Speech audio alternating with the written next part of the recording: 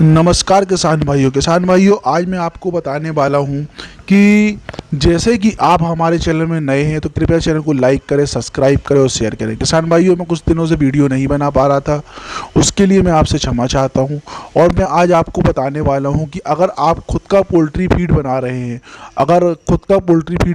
हैं, तो poultry feed में हम पोल्ट्री में एनर्जी के लिए किन किन बातों का ध्यान रखें कि जिसके कारण हमारा मुर्गा स्वस्थ और अच्छा, एक कई कम से कम हमारा मुर्गा, जैसे कि हमारा हर मुर्गा, जैसे कि हम मुर्गा जो पालते हैं वो कम से कम 60 दिन में पूरा तैयार होकर निकल पाता है, यानी 2 महीने लग जाते हैं मुर्गे को तैयार होने में। तो किसान भाइयों, अगर आप खुद का पोल्ट्री फीड बना रहे हैं और खुद अपना पोल्ट्री फीड तैयार कर रहे हैं किसान भाइयों, तो आपको इन बातों का बहुत ही विशेष तौर पर ध्यान रखें।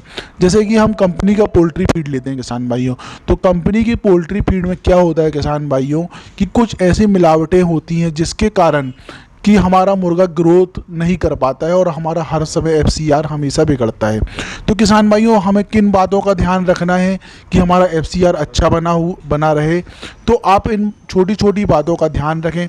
जैसे कि हम खुद का पोल्ट्री फीड बनाते हैं तो किसान भाइयों, हमें इन बातों का ध्यान रखना है। जैसे कि आज के समय में जो पोल्ट्री फार्मर फीड बना रहे हैं वही वही कमा रहे हैं। डीलर लोग जो होते हैं, फार्मर, हर बैग में 150 से लगभग 400 रुपये प्रति ले रहे हैं, यानी 150 में हमें 400 रुपये एक्स्ट्रा लग रहा है। आज के समय में अगर आप अपना पोल्ट्री फीड बना रहे हैं तो डीलर को आप 1,000 मुर्गे में 15,000 से 20,000 रुपये दे रहे हैं। आपकी कमाई होने हो रही है जो डीलर ले जा रहा है। खुद के फीड में आप बनाएं, खुद का पोल्ट्री फीड बनाएंगे किसान भाइयों, तो क्या होगा, जो आप डीलर को जो एक्स्ट्रा पैसा दे रहे हैं और जो पोल्ट्री फीड हम बना रहे हैं किसान भाइयों, तो अपन को क्या करना है कि अपने पोल्ट्री फीड में कुछ कुछ बातों का अपन को ध्यान रखना है। जैसे कि हमारा पोल्ट्री फीड बनाते समय हमें किन किन बातों का ध्यान रखना है किसान भाइयों आपको, यानी कि पोल्ट्री फीड बनाने में, जैसे कई किसान फार्मर नए हैं जो कॉन्ट्रैक्ट फार्मिंग कर रहे हैं किसान भाइयों, और जो कंपनी से पोल्ट्री फीड खरीद रहे हैं, तो उनको उतना नॉलेज नहीं होता है कि खुद के पोल्ट्री फीड बनाने में किन किन बातों का हमें ध्यान रखना है और क्या क्या, जो हमारे नए पोल्ट्री फार्मर होते हैं उनको क्या क्या चीज़ों की आवश्यकता होती है। जैसे कि खुद का पोल्ट्री फीड बनाने के लिए किसान भाइयों कि पहले तो हमें ग्राइंडर की ज़रूरत होती है, और जो जो हमारा पोल्ट्री फीड में जो हम पोल्ट्री फीड में मैनेजमेंट लगता है, प्री स्टार्टर फिनिशर, तो किसान भाइयों इन बातों का अपन को ध्यान रखना है। जैसे प्री स्टार्टर में या फीड छोटे चिक्स के लिए होता है, प्री स्टार्टर फीड हर बर्ड में 450 से लेके 500 mg तक देना चाहिए। यह पोल्ट्री फीड एक दिन से 14 दिन तक दिया जाता है। यह फीड साइज 2 mm रहता है। और यह स्टार्टर फीड प्री स्टार्टर दिया जाता है। स्टार्टर फीड में बर्ड में 120 से 1400 mg तक देना चाहिए। यह फीड 23 से 28 दिन तक खाया जाता है। यह फीड राइस 3 MB रहता है। और फ्री स्टार्टर क्या होता है किसान भाइयों, ये फीड सबसे अधिक दिया जाता है। फीड बर्ड में तब तक दिया जाता है जब तक बर्ड पालते हैं। इस फीड में 4.5 mg रहता है। मार्केट में आज के समय में 3 से फीड होते हैं, फ्री स्टार्टर और कंसंट्रेट फीड। जैसे कि किसान भाइयों की अपन क्या होता है कि जैसे हम फीड बनाते हैं खुद का, तो खुद के फीड में अपन जो क्वालिटी डालते हैं, जो हम खुद का मैनेजमेंट करते हैं, जैसे कि मक्का, सोया और जो हम गेहूं मिलाते हैं किसान भाइयों, इन बातों का अपन को विशेष तौर पर ख्याल रखना है कि अपन जो भी फीड में अपन मैनेजमेंट कर रहे हैं किसान भाइयों, वो खुद का फीड बना रहे हैं अपन। तो क्या होता है किसान भाइयों, जो कंपनी का फीड होता है, तो कंपनी का फीड जो होता है हमारा, तो कंपनी का फीड जो होता है वो बल्क में ट्रकों के ट्रक जो आते हैं हमारे, तो ट्रकों के ट्रक जो आते हैं, तो सोया हो गया हमारा, मक्का हो गया, गेहूं हो गया। तो ये क्या होता है किसान भाइयों, जैसे कि गेहूं जो अब हम खुद का फीड बनाएंगे तो गेहूं का अपन क्या करेंगे किसान भाइयों, अच्छा सूखा और अच्छा गेहूं लेंगे। गेहूं की क्वालिटी हम अच्छी लेंगे।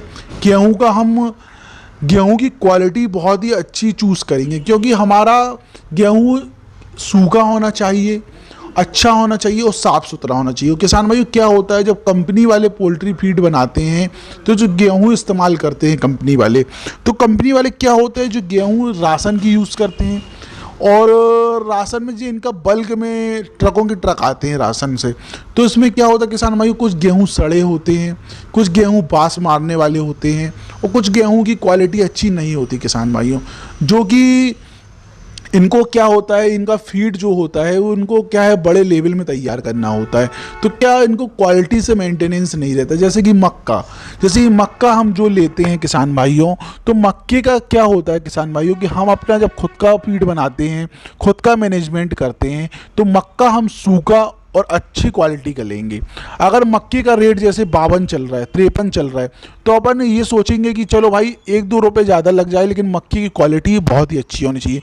और किसान भाई क्या होता है, ये कंपनी वाले जो फीड लेते हैं, मक्का लेते हैं अपना, तो मक्का इनका बल्क में आता है, तो ये सड़ा गला मक्का, कोई भी मक्का यूज़ कर लेते हैं किसान भाइयों। मैंने कि एक दो मैंने कंपनियों का सर्वे किया है जहां ये फीड बनता है किसान भाइयों, मैं वहां गया हूं। मैं किसी कंपनी का नाम नहीं लूँगा किसान भाइयों कि मक्का कैसे बनता है।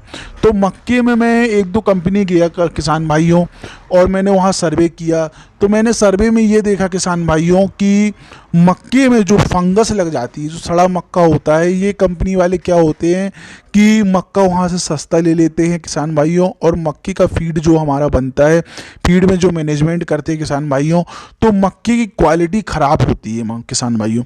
मैंने कई जगह गया हूँ, कई जगह सर्वे किया है, कईयों का इंटरव्यू लिया है मैंने, लेकिन मैंने वहाँ जाके देखा, मैं किसी का नाम नहीं लूँगा किसान भाइयों, उससे क्या होता है कि चैनल में प्रभावित होता है किसान भाइयों। तो किसान भाइयों वहाँ पर मैंने देखा कि मक्के में फफूंद लग चुकी थी, जो मक्का हमारे फीड में इस्तेमाल हुआ है, फफूंद लग चुकी थी जो मक्का हमारे वहाँ इस्तेमाल हुआ है। तो किसान भाइयों इस चीज़ का आपको ध्यान रखना है कि जैसे अपन मक्का खुद का बनाते हैं किसान भाइयों, तो अपन को क्या करना है, क्वालिटी मेंटेनेंस करके चलना है।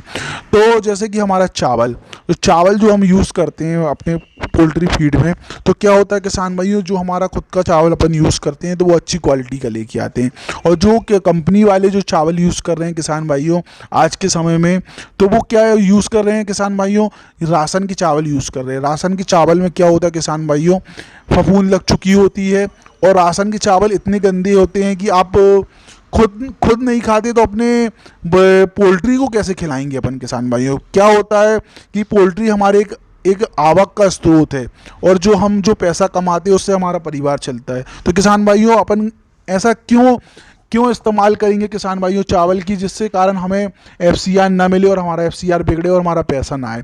तो किसान भाइयों इन छोटी छोटी बातों का अपन को बहुत विशेष तौर पे ख्याल रखना है किसान भाइयों। तो उससे ये होता है किसान भाइयों कि आज के समय में जो पोल्ट्री फीड जो आ रहा है हमारे पास, वो आ रहा है रद्दी, एकदम रद्दी पोल्ट्री फीड आ रहा है किसान भाइयों, जो किसानों तक पहुंचाया जा रहा है।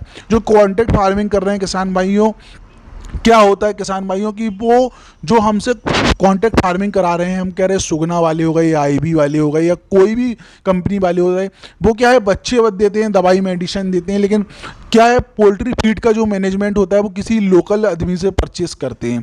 तो जो लोकल आदमियों से परचेस करते हैं को पोल्ट्री फीड, तो वो पोल्ट्री फीड में हमें क्वालिटी नहीं मिलती है।